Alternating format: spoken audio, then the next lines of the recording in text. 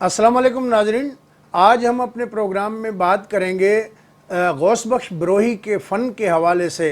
जैसा कि हमारे चैनल का नाम AHM इन्फो एंड फ़न है, तो हम सियासी प्रोग्राम जो है वो भी करते रहते हैं, तबसरे और तज्ज़िये, लेकिन बहुत कम हमने जो है वो फ़न के हवाले से प्रोग्राम किए हैं।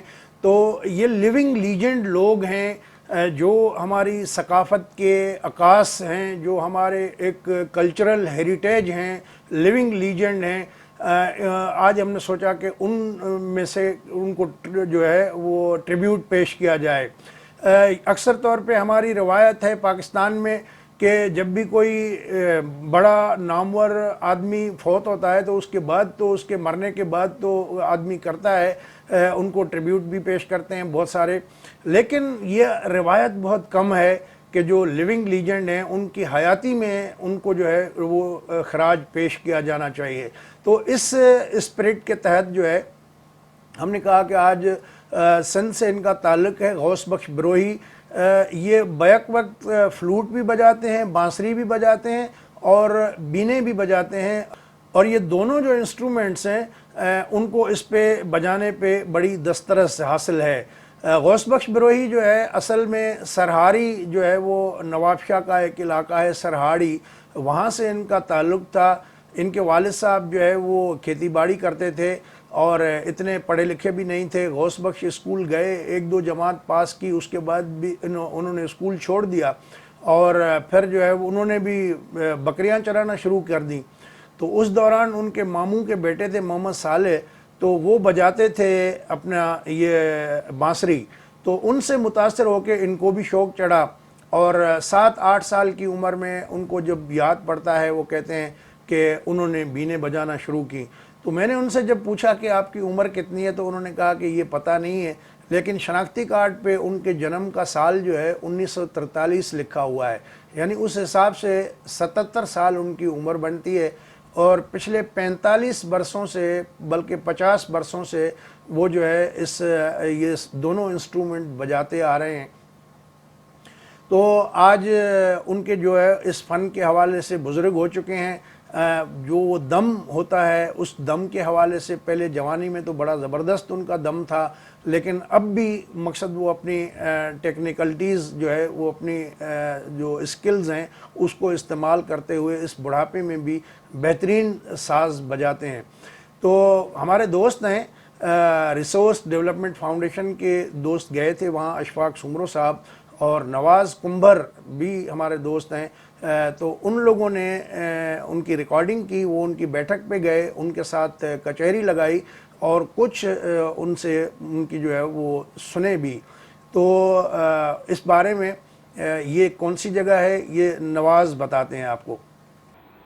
इशफाक की RDF की टीम के साथ हमारे साथ जो दोस्त उनके साथ शामिल थे, न्याज सियाल साहब और इरफान डाहानी, अल्ताफ़ जमाली, फैज़ मंगरी और जीशान ने रिकॉर्डिंग के फ़राइज़ सर अंजाम दिए, जबकि उनकी दूसरी टीम न्याज पल, फराज मेमन और जमील अबड़ो साहब भी थे। और सांगड़ से हमारे साथ बहुत बड़ा नाम राइटिंग सहाफ़त में अमीर बख्श बुर्दी, ये दोस्त भी हमारे साथ शामिल थे। और महफ़िल जमी और बहुत खूब जमी, और मैं कहता हूँ ये तारीख़ी महफ़िल थी जिसमें उन्होंने अपने घर पर इस तरह से बजाया। और इसमें ख़ास बात यह है कि अलगोज़ा और बांसुरी दोनों पर सुरमुमल राणो, सिंध की मशहूर दास्तान जो है वो उन्होंने बजाई है।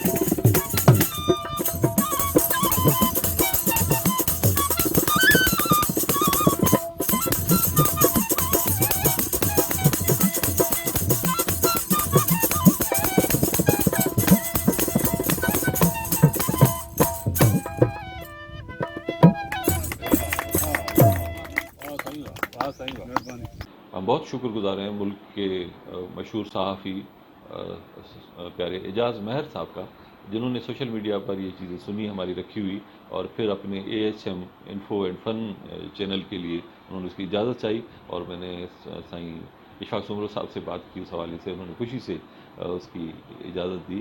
تو اب آپ اس کے رائٹس اب سائیں کے پاس، اعجاز مہر صاحب کے پاس اور AHM انفو اینڈ فن کے پاس ہیں، اب ان کے ذریعے سے آپ یہ سنیے اور لطف اندوز ہوئیے۔ بہت شکریہ نواز کنبر صاحب آپ کا بھی، اور اشفاق سمرو صاحب کا بھی، جنہوں نے گریشیسلی جو یہ ریکارڈنگ کی تھی، اس کے رائٹس جو ہے وہ AHM انفو اینڈ فن کو سونپ دیے ہیں۔ میں بے حد آپ کا شکر گزار ہوں۔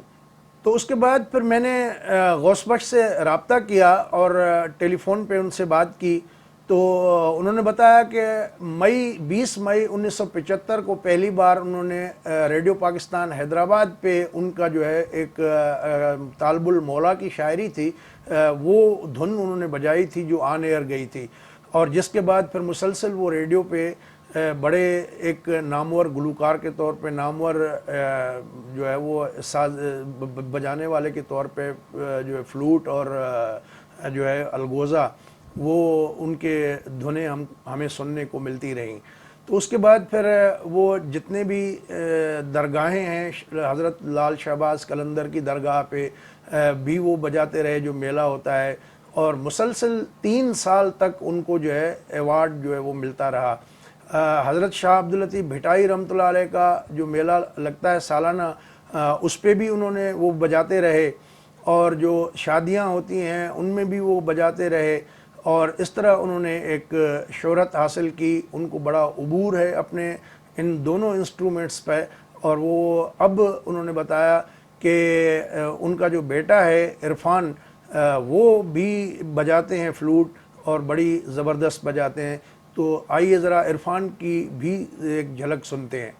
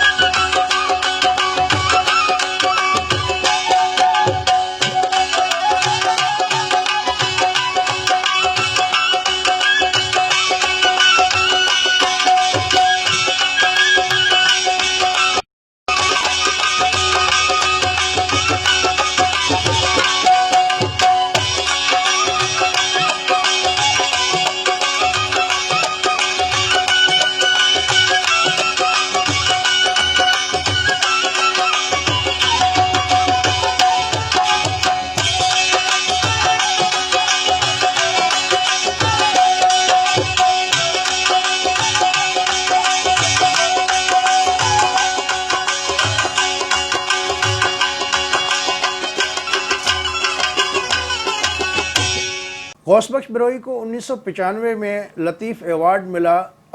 اس وقت جو ہے وہ عبداللہ شاہ چیف منسٹر تھے سندھ کے, تو انہوں نے دیا تھا. اب جو اس وقت چیف منسٹر ہیں سندھ کے سید مراد علی شاہ, ان کے والد تھے, تو انہوں نے جو ہے عبداللہ شاہ نے ایوارڈ ان کو دیا تھا. اور اسی طرح پھر 2009 میں صدر آصف علی زرداری تھے, تو ان کو پرائیڈ آف پرفارمنس جو ہے کمال فن ایوارڈ جو ہے اس سے بھی نوازا گیا, جو انہیں کراچی میں عشرت العباد گورنر تھے تو انہوں نے ان کو دیا تھا. اور ملک بھر میں انہوں نے کئی اس طرح کے جو ہے پروگرامز میں محفلوں میں بجائے. اور ایک دفعہ جنرل مشرف کو اس کا پتہ چلا تو جنرل مشرف نے ان کو بلایا اور انہوں نے بھی ان کو سنا تھا. اور پھر جب انہوں نے اپنا نور جہاں والا جو مشہور کلام تھا سن ونجلی والا, تو وہ جب اس کی دھن بجائی تو جنرل مشرف سے رہا نہ گیا اور وہ ڈانس کرتے ہوئے اسٹیج پہ آ گئے. تو ونجلی والے کی جھلک ذرا ہم بھی سن لیتے ہیں.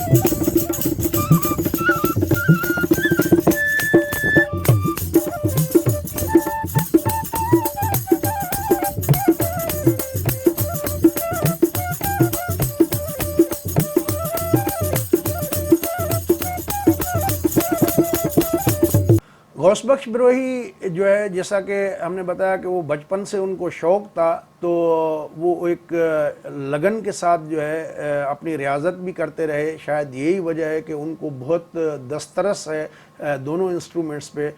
بانسری اور الگوزا جو ہے وہ بڑے زبردست طریقے سے بجاتے رہے. تو انہوں نے بتایا کہ شوق تو تھا لیکن راگ کی سمجھ نہیں تھی, اور پھر راگ کی تربیت انہوں نے حاجی خان چانڈیو ان سے لی. حاجی خان چانڈیو جو ہیں وہ بھی الگوزا نواز تھے, اور مصری خان جمالی بڑی مشہور شخصیت تھیں, ان کے شاگرد تھے حاجی خان چانڈیو. اور پھر حاجی خان سے غوث بخش نے جو ہے وہ راگ کی باقاعدہ جو سمجھ ان کو لگی یا معلومات جو ملی تو وہ ان سے انہوں نے حاصل کی. اور غوث بخش بروئی کو زندگی میں بہت سارے چانسز ملے. وہ کئی بار لندن بھی گئے, امریکہ بھی گئے, جرمنی, ہالینڈ, اور جو ہے وہ جنوبی کوریا بھی گئے. وہاں جہاں بھی گئے تو انہوں نے اپنا لوہا منوایا.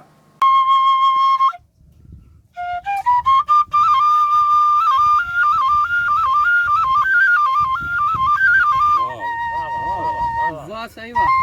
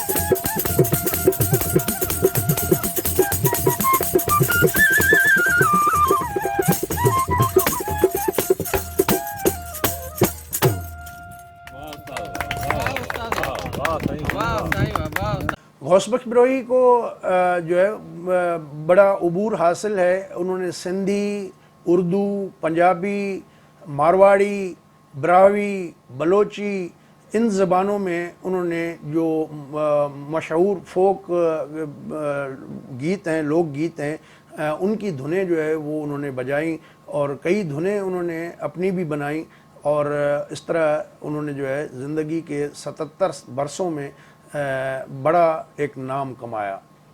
غوث بخش بروہی جیسا کہ ہم نے آپ کو بتایا کہ پہلے وہ سرہاڑی جو ہے نواب شاہ ضلع میں ہے، وہاں سے ان کا تعلق تھا. پھر وہاں سے یہ 2003 میں ہجرت کر کے سانگڑ ضلع کے سنجورو تحصیل جو ہے اس میں یوسف بروہی گاؤں ہے، وہاں وہ رہتے ہیں. اور کبھی کبھی کچھ دوست اگر ان کے پاس چلے جاتے ہیں تو پھر وہ اپنا جو ہے یاد تازہ کر لیتے ہیں. ویسے وہ آج کل بیمار رہتے ہیں.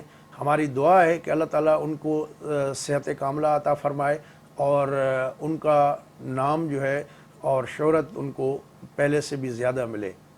غوث بخش بروہی صاحب نے ایک بات مجھ سے کہی کہ ان کے 4 غالباً بیٹے ہیں اور سب بے روزگار بیٹھے ہیں. تو انہوں نے کہا کہ اگر کوئی کہیں این جی او میں یا کہیں گورنمنٹ کوئی جاب مل جائے ان کے کسی بیٹے کو، تو اگر کوئی دوست اس میں مدد کرے ان کی، تو یہ ان کے لیے ایک بڑھاپے کا سہارا بن جائے گا.